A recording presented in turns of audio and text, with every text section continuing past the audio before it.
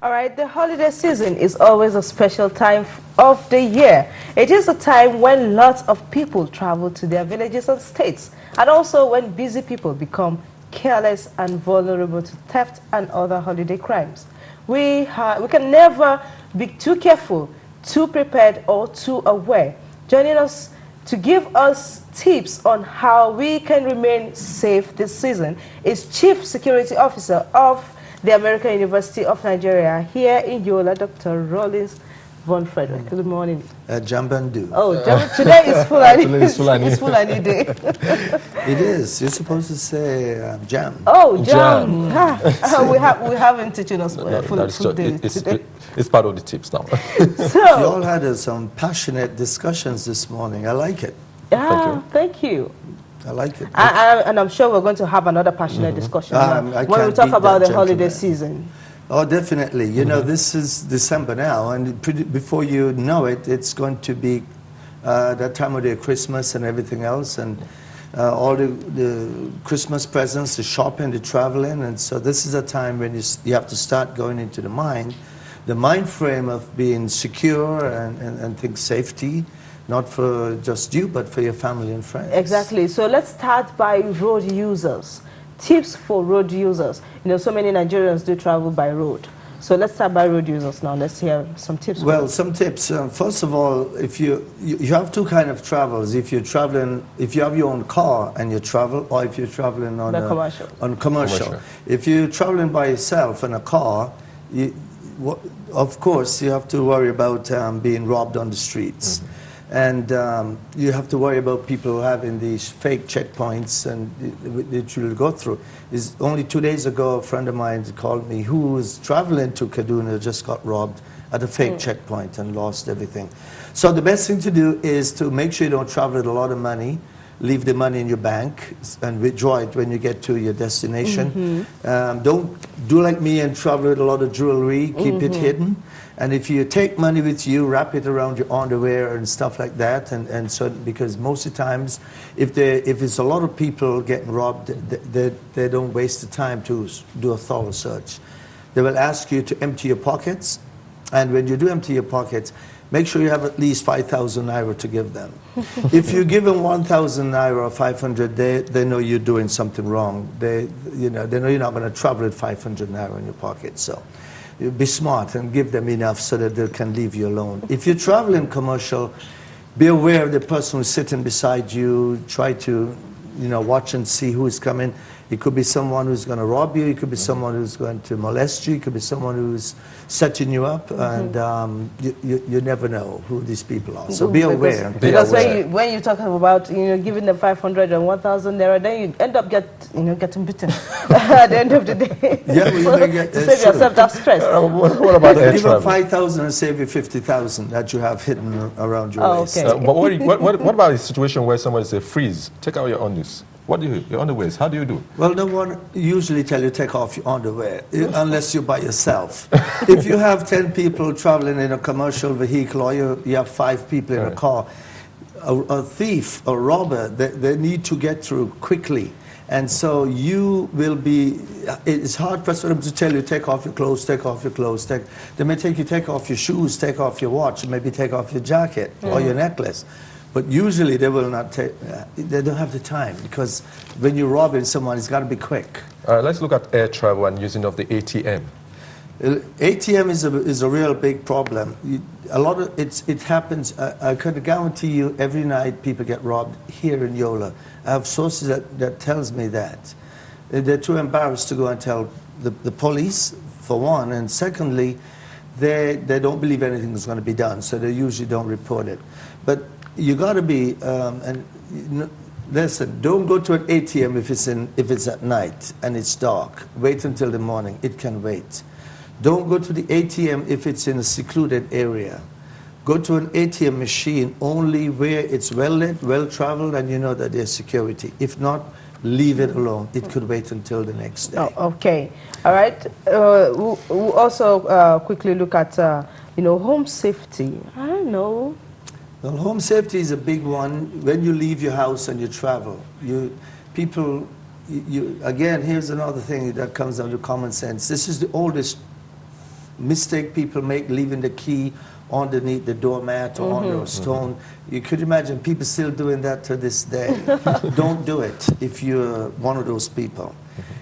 You're better off asking your neighbor to watch your house for you. And if it is a neighbor you can trust, because the neighbor might not be as trustworthy as you think. So even if you did ask your neighbor to watch your house for you, make sure you have all of your valuables stored away and hidden away, because you don't know, your neighbor might be the ones who are robbing you. Nah, that's true.